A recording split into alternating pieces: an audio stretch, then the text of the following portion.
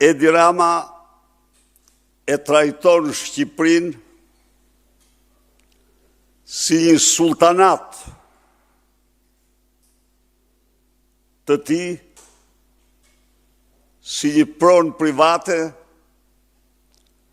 dhe regjimin e tij si një regjim kolonial ndaj shqiptarëve. Mediat kanë zbuluar librin famëzi, dosja, në të cilin Edi Rama parashikon, ka projektuar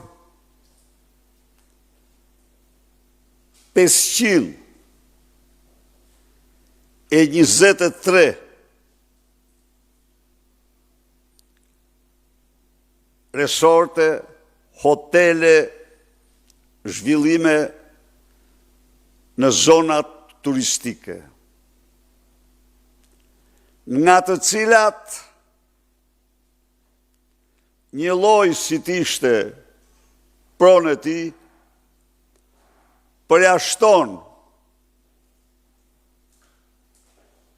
tërë këtë infrastrukturë gjigande